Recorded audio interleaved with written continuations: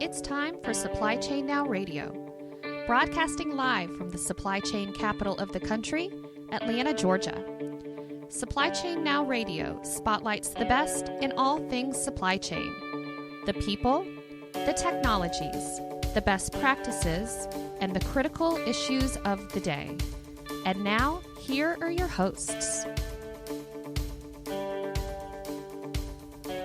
Hey, good afternoon. Scott Luden here with you live on Supply Chain Now Radio. Welcome back to the show. Today we're going to be talking about one of the hottest topics in both the supply chain and the general business world, the digitization. Stay tuned for insights and perspectives from one of the thought leaders in this space. Like all of our series on Supply Chain Now Radio, you can find our replays on a wide variety of channels, Apple Podcasts, SoundCloud, YouTube, wherever you get your podcast from. As always, we'd love to have you subscribe so you don't miss anything. Let's thank a few of our sponsors that allow us to bring best practices and innovative ideas to you, our audience. APICS Atlanta, Verusen, The Effective Syndicate, Vector Global Logistics, to name a few. Many more. You can check out our sponsors on the show notes of this episode. So let's welcome in my fearless co-host today, Greg White, serial supply chain tech entrepreneur, trusted advisor to many, esteemed guru to some. Greg, how you doing? Thank you very much. I love it when you say that. It makes me feel good. I'm doing well, thank you. How are you? Doing great. We on a string of great shows. We had a full day yesterday. We're back with one of our favorite collaborators here today. Yep, good to have him back. Yeah, looking forward. Should we pre-announce him? Well, we will, but this subject matter is above my pay grade, so I've got all 17 pages of my notes ready to go. Okay. As we diagram everything out. You're going to let us take it? We are, yes. Okay. This one for sure. Okay. But yeah, let's welcome in our featured guest today, Darryl Liu, Director of Solutions with Verusen. Darryl, how you doing? Doing well. Great to have you back. Yeah. Second time on the show, I believe. The first time we were getting write-in mail from across the globe on your insights. Your agent probably told you about it maybe. But great to have you back and look forward to talking about really a hot topic. Yeah. Not just in supply chain, but across the global business world, which is digitization. Yeah. I'm really proud of you. You've been fretting about that word for a while. Yeah. You notice I didn't even attempt it. We're going to give you your shot here in just a few minutes. I'll add it to the news. Yes. How's that? Well, and then what is coming in hot from the analysts? So I want to give a shout out to our friend Steve Keaveney and loyal listener who has encouraged us to put the news back in. We kind of took out the news for a few episodes. And he put it back in. But today, and Daryl can verify this, we did some searching of the news, and there is literally no news today. It's like every news source is just advertising today, and decided to take a investigative day off. Well, yeah, it's good to take a breath of fresh air and just reset with a great guest, and how they're helping companies fight the good fight in this hot space, and others, not just digitization, but plenty of others.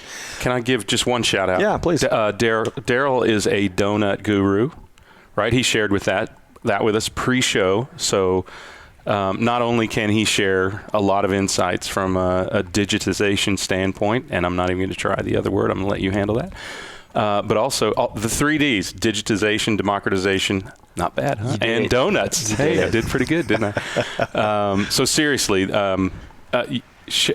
want to shout out your 90-day project a little bit? About the donuts? Yeah. It's not 90 days. It's ongoing. Much quicker than that? Yeah, Still lifelong, huh? Yeah. It's, we've started it because I love donuts, like these little halos of confectionery goodness. It's called, there's a site called Donut. That's 3 M's, then donut. You can spell it any way, but I've got both. Yeah, good. So, donut.com, and I've just been traveling all over the place and just trying out different donuts from different shops. And it's a lot of fun. Last week I was in Taipei, in Taiwan, so I've got a couple donuts coming up for that. Great. And I rate the donuts on 6, as I call them, donodal dimensions, including things like the sprinkle density quotient, SDQ. To the ever analytical Daryl, yes. Yeah. There's the There's the fruitiness factor, increases fruit on that. The chocoholicism, there's a lot. You gotta check it out. I'm glad that you're doing that. Seriously, well, it's because I digitized what I was thinking. It's true. It is. I mean, that is not something you could have done without digitization, right? I mean, it would be exceedingly difficult to communicate without that. Yeah, right? it would be like stuck in notebooks just in my head, and no one would be able to see it. And you wouldn't have the democratization of donuts and the collaboration, and even finding the places. I mean, that's what happened, right? Yeah. You really went from Yellow Pages and you moved over to Yelp and all these other sources. You had a book this thick before, right? I mean, if you wanted to find places in Taipei, you had to go through a book this thick, and you might not even think of donuts in Taipei. Yeah. Right? You wouldn't have thought about it. So seriously, I mean, Scott's going, you guys are going to come around to the point eventually. But seriously, that's and we didn't really prepare this, but that's a great example of the value of digitization, is to be able to share that information with people, right? Right. So before we dive deeper, this is a great subject to start with, because it gives folks and our listeners a chance to get to know Daryl a little bit better. Yeah. And so I know this isn't your first rodeo. As we mentioned, you came on a month or two ago. Folks may remember that episode as well. But you're an Atlanta native, right? And what part of town did you grow up in?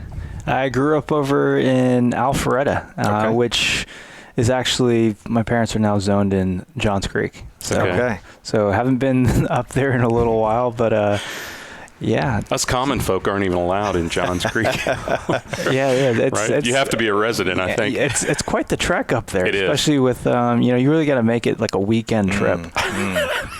It's funny to say that about a metropolitan area, but true. The interesting thing about Alpharetta, as is, there's so much technology taking place and growing and changing industry here in Metro Atlanta, but Alpharetta has been quite a technology corridor in recent years, right?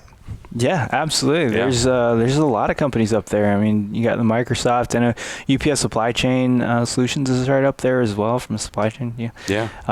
There's a lot of companies up there. I think McKesson's got a spot, Cisco. And the downtown area is getting transformed a bit. Some really great restaurants and business taking place, Main Street, Alpharetta. Yeah. So let's talk about, as we continue to kind of foreshadow and really illustrate who you are, Daryl. What were some of your favorite hobbies? I loved playing soccer. Soccer was, and still is a big part of my life. I used to, so I grew up in Alpharetta, but went to Centennial High School in Roswell. And in French class, we would always have some participation grades. And I remember Ms. Wisendanger, or Miss W, she would always ask, say something in French, what you do yesterday. And I always said, je jouais au foot. So I always played soccer that day, the day prior. And I'm sure that she was at some point not giving me any more participation points because you just kept going to the same thing over again. I just kept saying the same thing. Yeah. But soccer was a big part of my life. Scouting, like Boy Scouts, I was an Eagle Scout. Taught me a lot about preparing for things, working as a team, analytics, analysis kind of stuff. When you start thinking about the broader scope of everything. And you have to do that project, right? So you really have to think about logistics. Exactly. Right? Yep. So that's interesting. Yeah, and that really kind of led me into Georgia Tech. What was your college? What was your Eagle Scout project? It was a food and clothing drive working with North Fulton Charities. Wow, outstanding. I didn't want to just build things, like a bench or a bridge for a park. I felt like there was more opportunity, more impact if you were to help those who could really use the help. Yeah, that's awesome. Especially food and clothing, right? What other necessities are there? Yeah, that's great. So Eagle Scout, you ended up going to Georgia Tech. Yeah. Yep. And what did you major in there? Industrial and Systems Engineering. My dad, I came over with my mom from Taiwan/the Philippines, and he went to Georgia Tech to get his master's in EE and started up his own firm. And he said, Daryl, I think you'd be a good IE. I had no idea what an IE was. So I said, okay. Because I entered otherwise as undecided. Yeah. And then it was just all right, IE, well, whatever that is. But soon learned that was all about making things more efficient. Yeah. And so I was like, that's exactly me. I mean, I used to walk around and I would keep carrying my trash just because I didn't want to walk the 10 feet out of the way to go to the trash can, because I said, you know what, I'm going to run into one about even if it's 5 minutes down the road, I'm just not going to waste my time with that. Don't waste the steps. Yeah. Yep. Spoken Why like waste a true it? engineer. Yeah. Well, for some folks who may not know, the Industrial Engineering School, ISYE, at Georgia Tech is the largest in the country, and it's, at least as of a year or two ago, it was more than twice the size of the number 2 school, which was either Michigan or Michigan State. I'm not sure which one. Michigan State. So huge. I mean, Tech is turning out a bunch of talented IEs and other engineers, and then they all go on to do big things around the world, just like you are now. I'm so flattered. I don't know if they would recognize me like that, but that's we great. do. I mean, we do. They've been ranked in, number 1 for like the last 25 or so years in the world. So it's good to at least have that in the back pocket. Believe me, when you hit the news and they know you've made money, they'll remember you. That's right. They call me every day. There you go. Pretty much 404-894. Doesn't matter what the next. We should have left is. the phone out. Yeah. Yeah, that's. Yeah. All right, so we're going to talk about Verusen in a minute, but what did you do prior, from the time you graduated, in a nutshell, from the time you graduated to when you joined the Verusen team? Yeah. So, I think I described last time that I am a recovering consultant. So I worked at IBM Global Business Services for a little bit, and then left there and worked for a great boss as a startup called Chainovations, and we did boutique supply chain consulting work. And so we were acquired by a local company here up in Marietta or Vinings or Smyrna, like Sminings, called Chainalytics, and spent a little bit of time up there before hopping out and getting my MBA, and then falling in love with startups and making very little money doing startups. Working very hard. Working very hard and making just about nothing, and but just loving the game of startups. And then headed up sales and marketing for one startup, and the last one sold in October 2018. And during that time, I was like, what am I going to do next?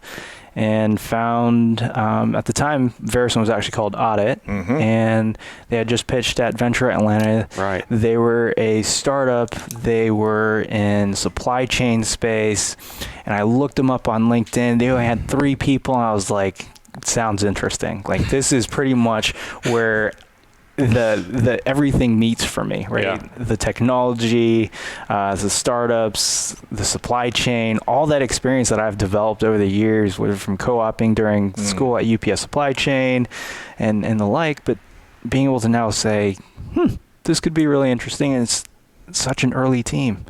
And they're doing something really, really interesting, something that I had on my little ideas sheet 10 years ago on the challenges that supply chains face, and that they're now addressing it. And I was just like, I got to get in on this. That's very cool. Yeah. So it was Paul, and who else then? Paul Noble, your CEO, and who else was on the team? And then there were a couple other folks that he co-founded the company with. Okay. The technologists. So aside from the co-founders, were you employee 1? I was not, actually. It took me a little bit. I consulted with them as well. Oh, you did? Okay. Most everything for me starts from consulting. Everything in my past, it seems like. So I was actually, I think, officially employee number 7. Okay. Yep. Lucky number 7. Including the 3 founders. The 3 co-founders. Yeah. That's awesome. Yeah. And so right before we ask you what Verusen does, I want to make sure our audience knows how we're spelling that. Verusen. Yes. And you can learn more at verusen.com. Verusen. We used to have to practice that one as well, right? Agreed. To make sure we pronounced it right. I wrote it 1,000 times. And I said it 1,000 times when we got there. Like digitization, right? Yeah. But let's talk about what the company does. It's working with companies globally.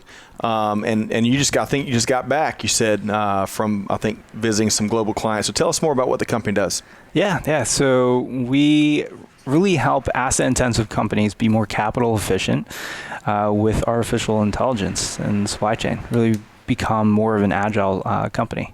Right, so we apply artificial intelligence and some of the other technology and help folks who are digitizing some of their materials inventories and finding a better way. Our vision is really to build the intelligent, connected supply chain. So when you talk about materials inventories, can you describe that a little bit for our listeners and viewers? Yeah. So everything from your, when we talk about an inventory, you've got your direct, which is things that you might buy, some of your finished goods, and then you've got things that you might, use to make this water bottle, for example, like the actual plastics and some of the inks for the labels and the like.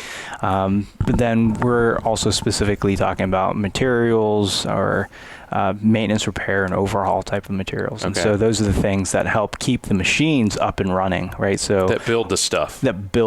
Right? So whether it's a phone, but if we talk about asset-intensive companies, this could also be aviation, where for them, their assets are the planes, right? So for every aircraft on ground, for every day, that's potentially $1 million loss in revenue. Or for an oil rig, in fracking, right, that's also like $1 million or so a day for every day that's not working. So uptime is critical, and that's what you guys are facilitating, right? I mean, you're using this AI to help them to manage their inventory. So that they don't just hold a ton of materials just for the sake of insurance, right? Knowing that they don't want to go down. But there is a difference between, you can still reliably have material available to service a part or a machine at 98% reliability, right? You don't have to carry 20. 3 might just be it. Yeah. Well, I heard a presentation once a couple years ago from a industrial equipment manufacturer, and one of their big channels of business was mining, right? And in particular, gold mining. And this executive was talking about some of the places where their equipment is, and their equipment were the large dump trucks with the 20-foot wheels, right? The huge ones. My favorite, the Tonka trucks. Maybe. I'm not mentioning any brands, but huge capacity, right? Well, the thing is, he was talking about spare parts, and for each hour that these trucks were down, however many routes that was, about $500,000 is what it cost that operation. Yes.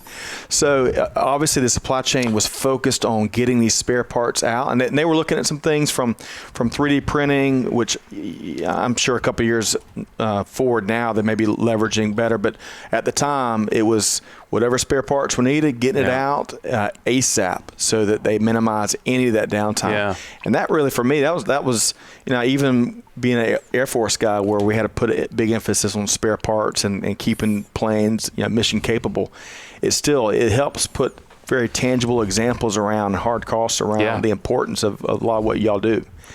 Well, it can be a big burden. So I come from the direct inventory marketplace, and everybody talks about a couple types of inventory: just in time, right, which is often the goal in a manufacturing environment, or just in case, safety stocks and things like that. And you're dealing with the just in case type inventory and trying to minimize the impact on cash, but maximize the ability to eliminate or reduce downtime. Right. That's a very delicate balance, right? That is a very, very complex calculation that requires a lot of data and information. Yeah, absolutely. And a lot of times what we find is that procurement might be the ones that are in finance, of course, are very focused on controlling that capital, right? That working capital spend. But production otherwise is falling under a different umbrella under supply chain. And so they have different incentives, right? So how do we... No. I want all these parts. I'm going to order 20 because it doesn't hit my books. I don't care. Right. Because if this machine goes down, I'm going to hoard them. Like heads roll. Right? So, you have that tension, which is also a good thing. You always want like a little bit of tension because that's what keeps you in check. But you want that check to be balanced too, right? So you don't have too much holding. So I guess when you said Tonka, I guess at first I was like, oh, but Tonka makes toys. They don't make big old mining trucks. So you can say that. I was laughing. We got it. Okay. We've both ridden them down the driveway. There you go. Right? Well, I never had one. Oh, are you serious? Oh, we have. I'll trade you for some really good donuts. There you go. So Daryl, let's go back to the future a bit, because we want to define and talk about what is digitization. We've already kind of done some foreshadowing, but before we take a deeper dive into that space, what is it to you?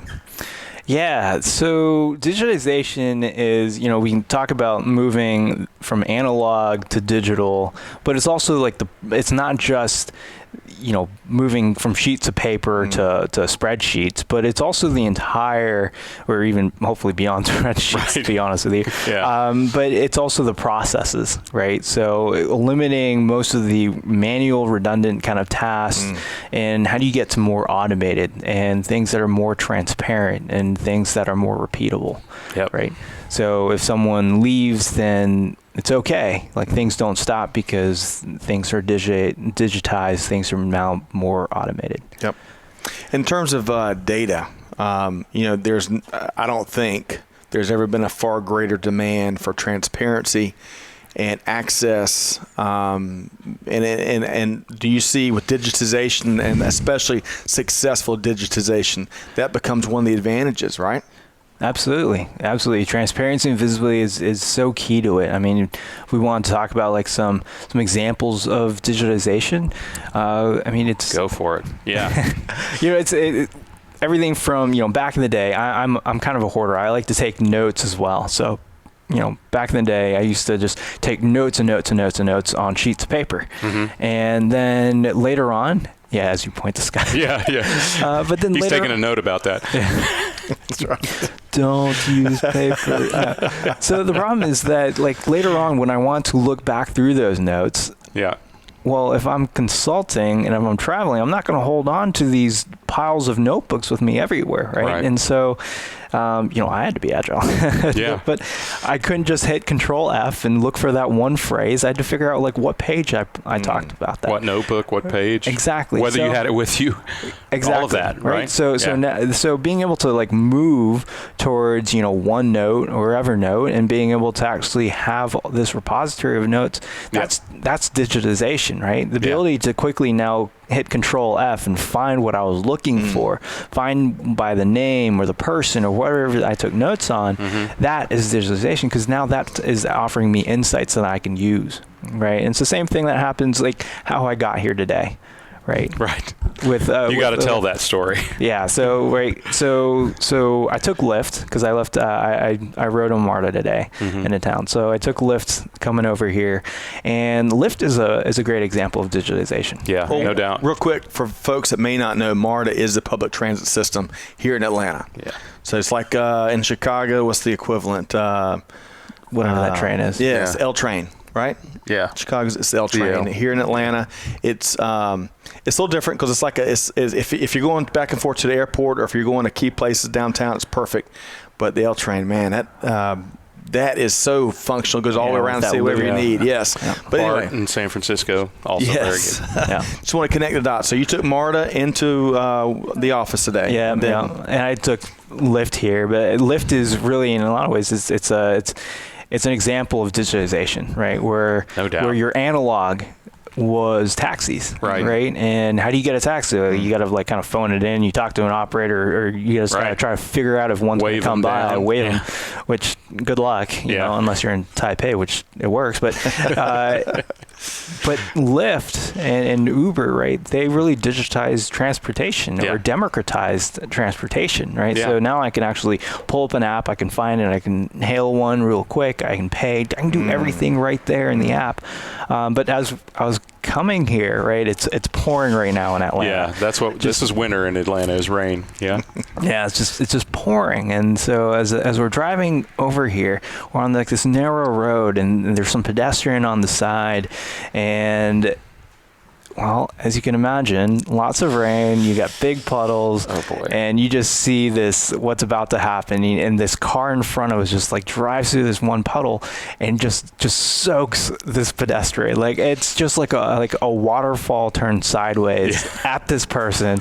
And then we're about to hit this puddle too. My driver looks to his left, he can't move to the other lane because there's someone there, and he's just like gritting his teeth, and he can't stop because there's traffic behind him. He can't stop, and like he partially closed his eyes, which I was like, don't do that. But then he fits right in. Hit that highways. He hit that puddle, and this pedestrian, poor guy, just got soaked again. I shouldn't laugh at that, but we've all been on both sides of that, haven't we? Right. I mean, it seems like. Yeah, but going back to the example and the point you're making, I think that's a great. I've never thought about that example. That traditional taxi, right, where everything's analog, everything's a physical transaction from the need to the payment.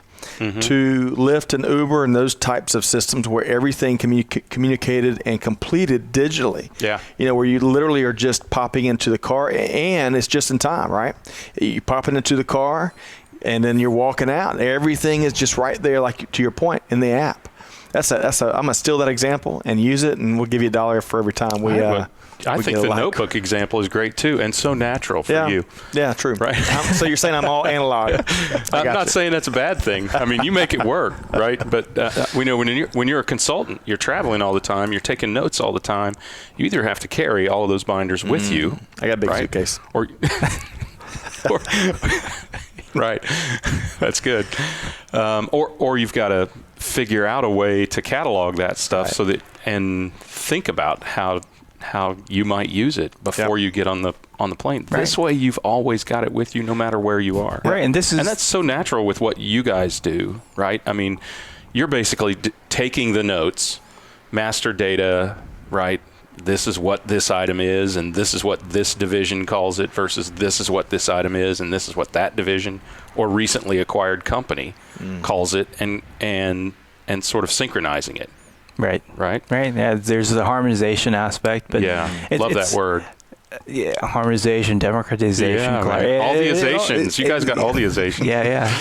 I'm glad you had the realization. That you are into digitization. But I mean that's what the opportunity is, right? And so as much as the pains that we experience as people, as general civilians, but also as now businesses, thinking about all the different transactions that happens, and digitization can be everything from where right now most customers, when you buy a material or a part, whether it's an engine or it's a filter or whatever it is, they're getting the physical good, but they're not getting the digital good, right? And so there's a lot of manual processes that now me as a customer or someone on my team, whether it's a master data manager or someone else, that has to now input this data, right? Yeah. So how do we help facilitate that? Or in payments, right?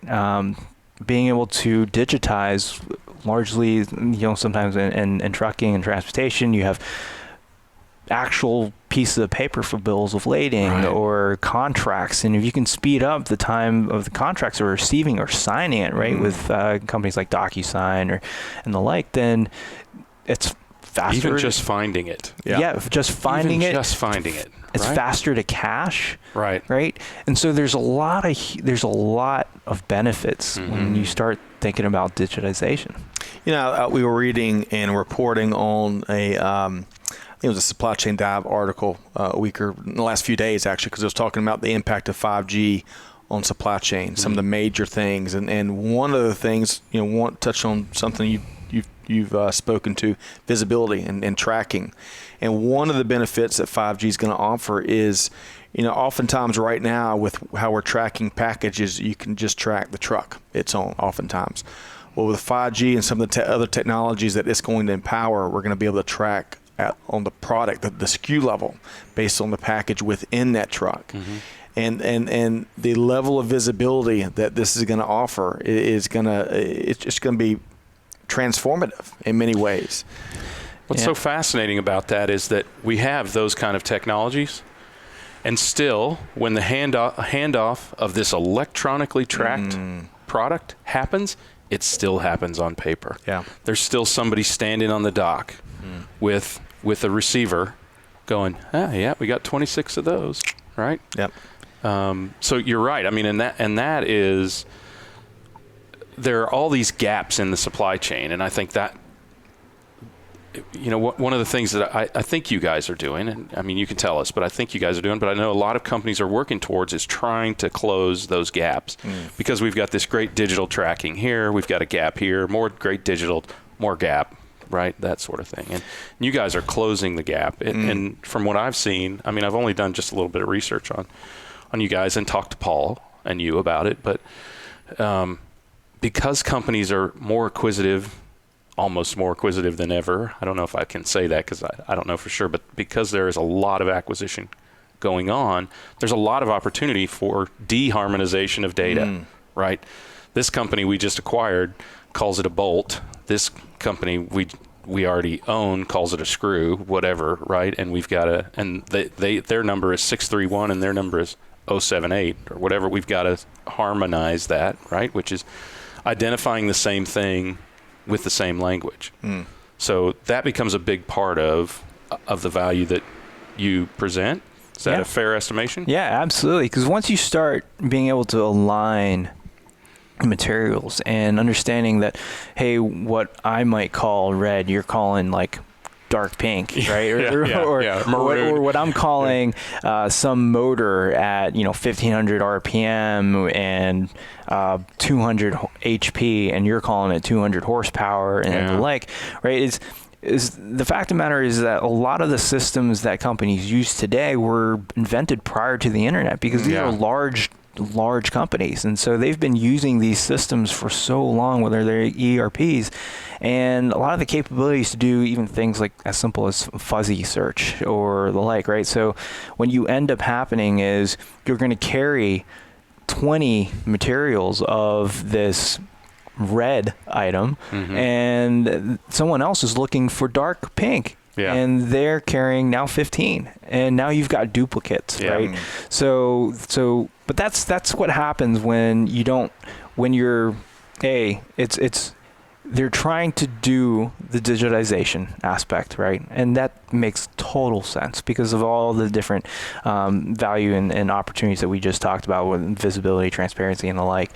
But there's also the other opportunity, which, once you start digitizing, you've got a lot of manual processes that you could also be creating some other downstream, unwanted results, right? And so that's where we also fit in and being able to help that, not to be too much of a pitch. But well, no, really it's linking and whatever the solution is, right? It just happens to be yours that you know the best, right? I heard what I heard you speak to, Greg, a second ago, I think is also one of the benefits of getting digitization right is the additional metrics and measurements that an operation can really glean, because you're able to track things differently and more accurately. Is this kind of what, and really my hunch, and tell me if I'm wrong, but as y'all engage with organizations or as companies move to digitize, anytime you can measure things more accurately and more visibly, the whole operation is going to benefit. Is this kind of what some of the things you're seeing? Yeah, so digitalization really leads into, and digitalization is, people want it because of what it can enable. Right? People really, or businesses really, are looking to be more agile. They're looking for ways to cut costs, but also increase their revenues. And part of that strategy means that they are looking for things like, hey, how do we better anticipate demand? Right? How do we do more predictive demand? If we're going to also do that, how do we make sure that we've aligned our operations to be manufacturing, the 20 they're actually going to be bought, and not the 50 and then someone else, and then they only sell 20, right? So part of that, then, you continue looking down the line or upstream, depending on how you want to look at it. What are they doing to do the digitization, right? So you talked about metrics and the like. Well, this is pretty much what IoT is supposed to also help with, right? IoT and asset tracking on materials, whether it's during shipments or even just within, not necessarily my four walls, but within my enterprise, where's that critical piece that I need, right? So that this machine or my plant doesn't go down. How do I also get visibility for this piece that may not be in my plant or even one of my sister plants, but it's actually my cousin, like another company that we acquired. It just happens to be in their system that we don't see it, right? But also where IoT comes in, it's being able to put sensors on things like conveyor belts, not like just conveyor belts, but like things like machines, right? Are machines running too hot? Are they starting to vibrate too much? So how do you also now do the preventative maintenance side? So as you start seeing some of the data, right? Yeah. And that's what the digitization really provides. It's the insights onto what's happening that you can actually start doing diagnoses, right? And it's not just doing diagnoses that is reactionary. Right. It's preemptive. It's preemptive. Yeah. Right. And then you're able to continue to have a more agile supply chain where you're not shutting down or different plants, or because you have to now do this one repair that you weren't planning for. Yeah, or even just avoiding fading productivity. Because if we're talking about a machine, let's say it's a conveyor, as the bearings wear, that inherently will slow a conveyor, let's say, right? So that could actually slow you by a little bit of production each day. So if you can detect that, then you can start to fix it as soon as it has an impact, before it has a catastrophic impact. So on that note, yes, Scott, and to our audience, we're talking with Darryl Liu, Director of Solutions with Verusen. Speak to speed and how digitization, AI, this transformation, how that allows organizations and management teams to make better decisions faster.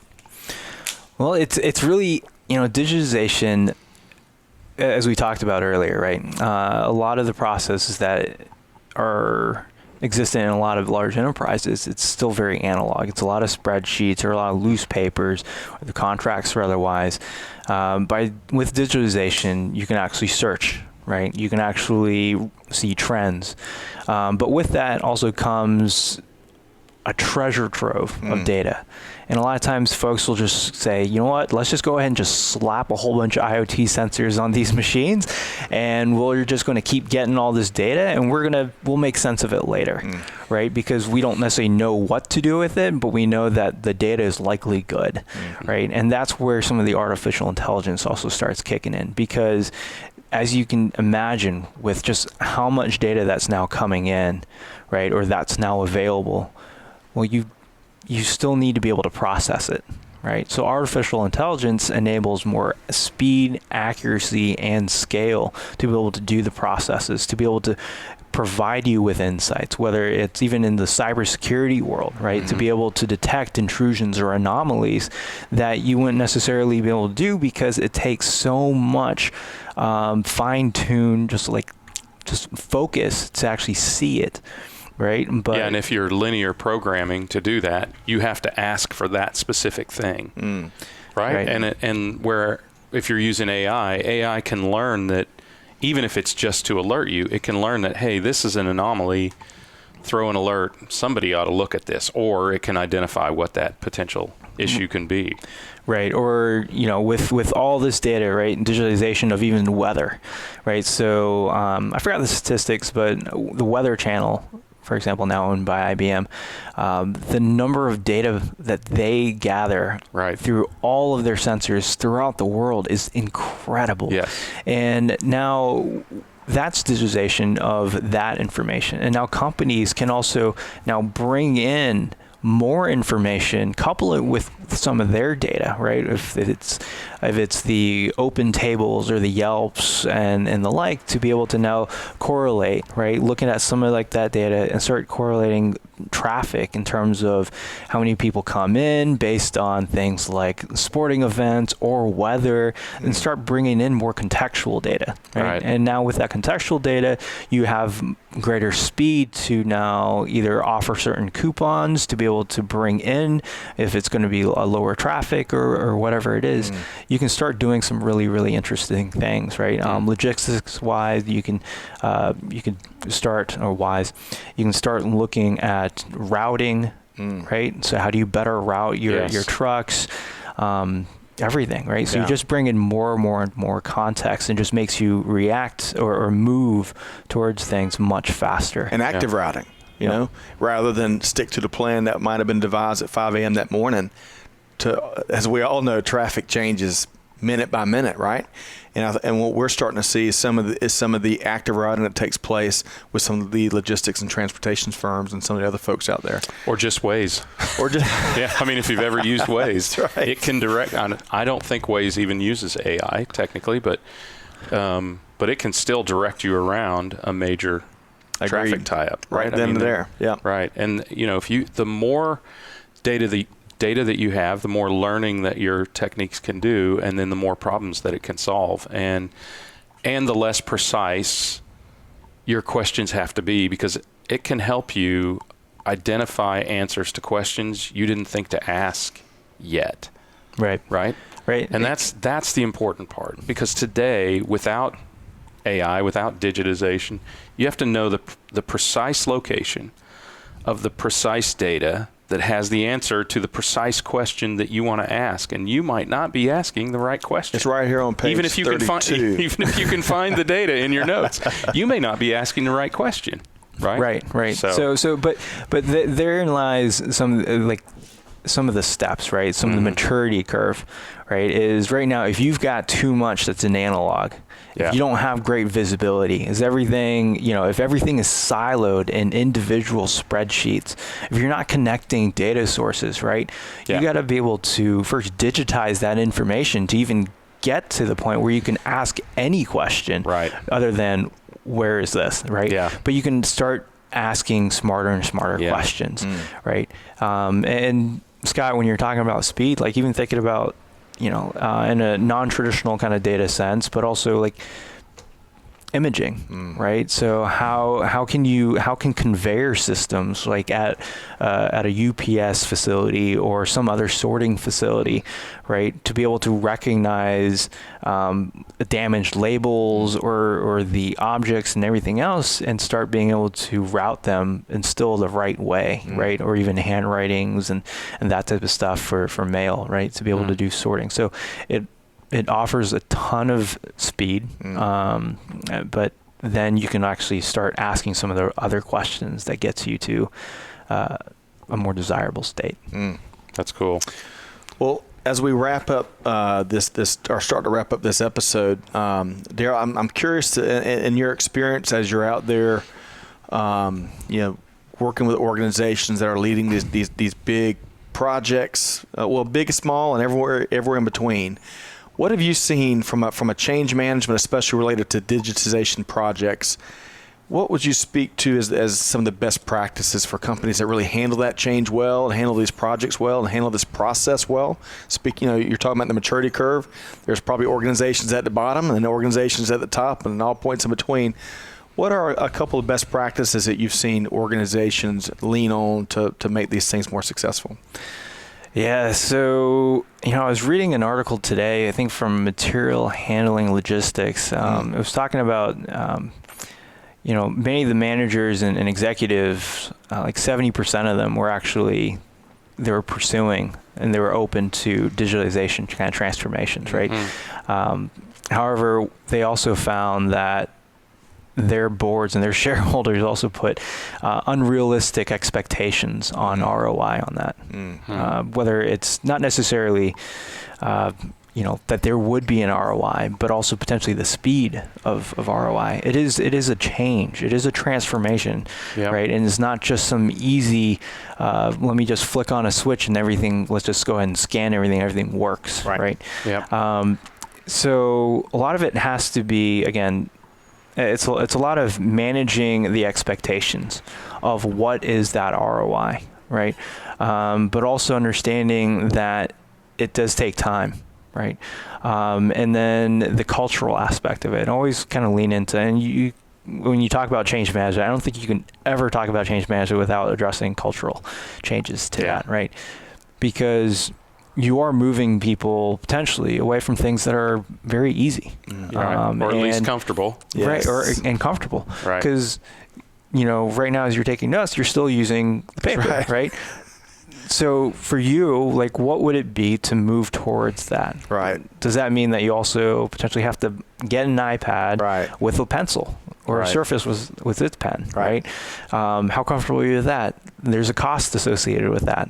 as you can imagine. Right? Habits have to change. Yeah, right? exactly. Habits have to change. You start stopping a lot of folks who want to just keep doing things on spreadsheets and keeping it to themselves. Yeah. Kind of like back in the day, Rolodexes, right? Rolodexes that's my thing. And how do you now move away from the Rolodex is my value, and towards I'm going to put this information, what I did, who I talked to, what we talked about, into our CRM, Right. so that the rest of my team has visibility to that. And so now we're moving from this, hey, I'm the one with the value, you have to keep me because of my relationships, to you want to keep me because we work really great as a team, right? So it's that collaborative aspect of the culture. So you got to be able to understand what is the value of it and make sure that you dispel some of the potential. I'm losing the word right now, which is terrible for this type of thing. No, that's okay, man. That's okay.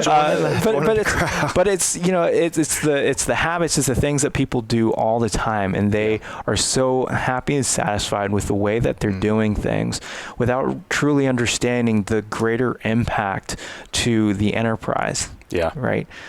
Because let's face it, digitalization and these transformations, you're going to have like the folks on the ground floor who, some of them definitely want it, but it's sometimes they're just so deep in the weeds, knowing some of the other troubles and some of the other changes that they have to do, whether it's like on a plant or otherwise. Yeah. But the people at the corporate level who are up in the control tower, who can actually see what's happening at a more macro scale, they can see the bigger impact. Yes. And they need to be able to sell and be able to get everyone on board to say, yes, we want to pursue digitization because this is going to materially help us. And it's not just us as in you and me, or us as in just me, right? It's us as a team. Yeah. Right? It's got to be an encompassing thing. And that's one of the reasons why more and more companies are moving towards this, why digitization is a bigger topic, why AI is a bigger topic, because there's just a wealth of more information. And when we talk about democratization, that's what it's about, right? Yep. Yeah. Now, what I heard you speak to, part of that there is, sometimes you just don't know what you don't know. All of us don't know what we don't know, right? When it comes to how there are better ways, because we're really comfortable in knowing what we know. Going back to donuts, it's kind of like the folks that get their donuts from the local grocery store because that's what they've always known. Maybe it's convenient, whatever. And then they have their first Krispy Kreme right off the hot. You've had the hot Krispy Kremes, right? Of course. Hopefully that ranks up high as you are evaluating donuts, right? Or is it just me? They're pretty good. You know the one down here off Ponce is owned by Shaq, right? Really? No, I didn't know that. That was his first Krispy Kreme investment, let's call it. So now you know. So you see, tune into Supply Chain Now, and you get a wealth of information, right? Well-rounded, no pun intended. Yeah, well-rounded and just delicious. Yes, it's true. Well, this is fast. This is such a hot topic. It can get complex in a skinny minute. But I think there's some folks we've had on the show that can just bring a layer of simplicity to these types of conversations, much like Daryl has done this last hour. And it's really necessary in this because digitization is a catchphrase. Right. AI is cliche also. Is a catchphrase, right? IoT, all of those things. I think so many people have their own understanding of what those are, and I think it's good to get real life or even analogies as examples to understand what these things mean to us normal people, right? Because if you're not buried in it all day long, all you really care about is what does it mean to me? Yeah. So I think you did a great job. Agreed. Of making it simple for us dummies. Well, and no wonder Verusen continues to help more and more organizations. I mean, these are topics that organizations are struggling with, and a lot of them are looking for resources, right? And it'll be interesting to see, as we have you back on the show, things move so fast. What will be the next batch of observations you bring to the table? So we look forward to that. But Daryl, In the meantime, how can folks? We mentioned your the donut blog, but kidding aside, hey, that's a great place to get a hold of it. Absolutely, for you Talk about more than just supply chain, that is more true. than just AI. But for Verusen, how can folks plug in with you and learn more about what they've been hearing about? Of course, there's our website, Verusen.com, and that's VERUSEN.com. You can also connect with us on LinkedIn, Twitter as Verusen_AI, or you can also connect with me directly at Daryl, Daryl, at Verusen.com, or my Twitter handle is Let's hear it. The D Liu. The D Liu. Yeah, the D Liu. Yeah. So, happy to connect, happy to talk about artificial intelligence. That's probably a topic that we'll want to explore and dive deeper into, because digitization, again, it's bringing all of this information in a more automated, more transparent way. But with it does bring a treasure trove of data that a lot of times folks don't need. So or not necessarily need. Sorry, I know what you're saying. they don't know how you got to do something with question. It, right? And so, but at least they get to that point. Yeah. But the next step is, now that I've got all this, how do I now apply? How do I do things? And that's where I think AI, our next discussion, maybe Paul will be the one to jump in and be able to share how AI can really lean into and glean a lot of insights, and then start enabling companies to be more agile. I think and it's really building that connected supply chain, right? Yeah, yeah. Love that. And I think it's important for people to recognize that you don't just, as you said, flip on AI, right? It takes this foundational layer, this digitization of data. Digital, right? No, it's not. Sorry. It's not yet. There are those. But, you have to have this foundational layer of this vast collection of data. And you have to harmonize. I love that. I love music, so I guess that's why. You have to harmonize that data and make it useful throughout the entire enterprise. Then you can apply these advanced concepts like IoT and AI. Right.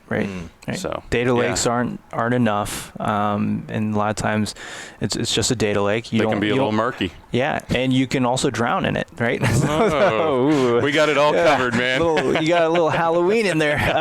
So yeah, and that's where the AI is the one that's going to be able to, especially what, of course, selfishly or biased, is how we apply AI to really drive some of those decisions and, like I said, help companies be more capital efficient. Yeah. Love it. Yeah, fantastic. Folks can learn more at Verusen.com, and of course we'll have all the links that Daryl mentioned in the interview as part of the show notes. So Darryl Liu, thanks again for joining us. We really appreciate that, and stick around for just a minute as we're going to walk through some of the events that we're going to be at. Hot dog. That I'm sure digitization is going to be part of those discussions. You're making both of y'all are making me hungry, man. Donuts now. All right, so let's talk about. We always invite people, Greg, to come out and check out Supply Chain Radio in person. Let's talk about what's coming up in Austin, just around the corner. Yeah, next week, right? We're going to this EFT now, Reuters events. Congratulations to them on the acquisition by Reuters. 2019 Logistics CIO Forum in Austin. I'm going to say it. You ready? I'm ready. We're going to help them keep Austin weird, right? Got to get it in every time. Man, I got to. Between barbecue and great music, it's one of the best places to go. That's November 7th and 8th. We've got a number of interviews lined up. There's going to be 200-300 senior executives from Tire Hub, sharing Logistics, Next Trucking, a lot of leading firms. The whole 2-day conference is about logistics tech, supply chain tech, freight tech, whatever you call it. Well, it's as much attention as digitization's getting it. It's getting attention. It's getting dollars. So I look forward to learning a lot over those 2 days with our friends from EFT, which, as Greg mentioned, part of the Reuters worldwide organization now. And then we're going to fast forward. We've got a couple of things still percolating late November, December. But if you look at January, we're partnering with our friends at CSCMP. Atlanta Roundtable. Atlanta Roundtable. You got to love spending time with that cat. Yes. Knowledgeable. And they're going to be hosting one of the leaders from NASTRAC, and she's going to be talking about a lot of the regulations and what it means if you're a transportation provider. That's an open event. You can go to CSCMP Atlanta's website and sign up right for that event right here in Atlanta. And then one of our favorite organizations in February, Tony Sciarrotta and the RLA. Yeah. Tell us more. Reverse Logistics Association, that's in Vegas, baby, in February. We've been spending a lot of time talking to he and Felicia Persbala about that group. Look, that's a big issue. E-commerce, thanks to us consumers, right? We have made reverse logistics a part of retail that is unquestionably impactful. See why I don't want to try these big words?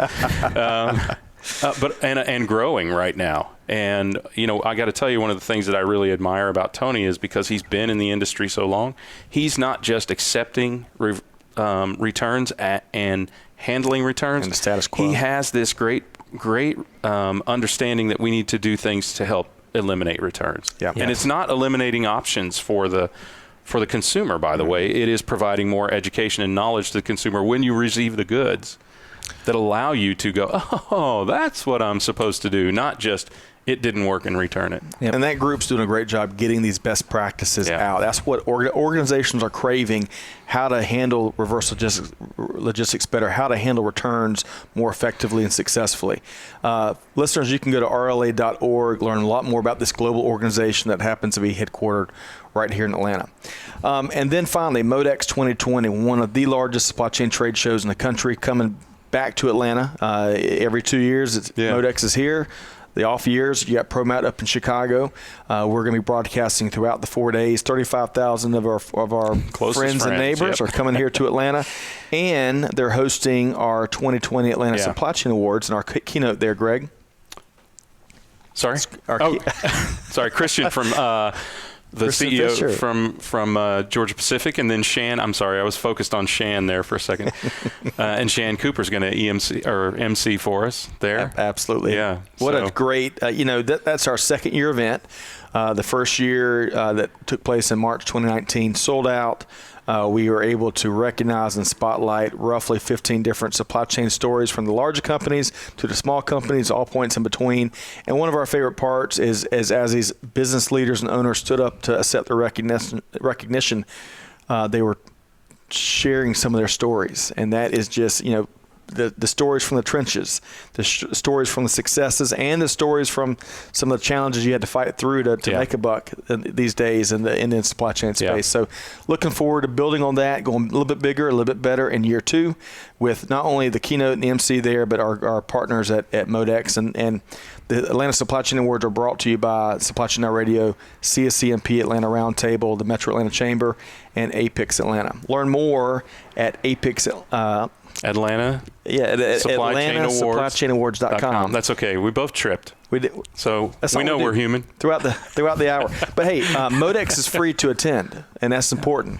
MODEX is free. You can outstanding networking, idea sharing, best practice gathering, market intel gathering. MODEXshow.com to learn more about that event and to register for free. Okay, so big thanks. Really enjoyed this conversation with Daryl. Right? Yeah, that's right. Always learn something. 17 pages full. Next time, I'm gonna just for you. I'm bringing like a couple of those iPads, and I'm gonna be working double pencils, and everything's going digital. Everything's going digital. No, kidding aside, Daryl. I'm just thinking like next time you got to at least show up with some donuts. That's right. Darn Skippy. Wait, why should we show up with donuts? I'd feel bad, man, if we picked the wrong ones. We're bringing donuts. You got to host. Yes, I'm gonna check out your rankings top to bottom, and I'm gonna pick a winner. That's right. That's a good idea. But Darryl Liu, Director of Solutions with Verusen, really enjoyed and learned a ton as always. Listeners, Verusen.com to learn more. And also be sure to check out other upcoming events, replays of our interviews, other resources at supplychainnowradio.com. I'll get that one right. Yeah. And you can find us on Apple Podcasts, SoundCloud, YouTube, all the leading sites where podcasts can be found. Be sure to subscribe so you don't miss anything. Yep. On behalf of the entire Supply Chain Now Radio team, this is Scott Luton wishing you a wonderful week ahead, and we will see you next time on Supply Chain Now Radio. Thanks, everybody. Thank you.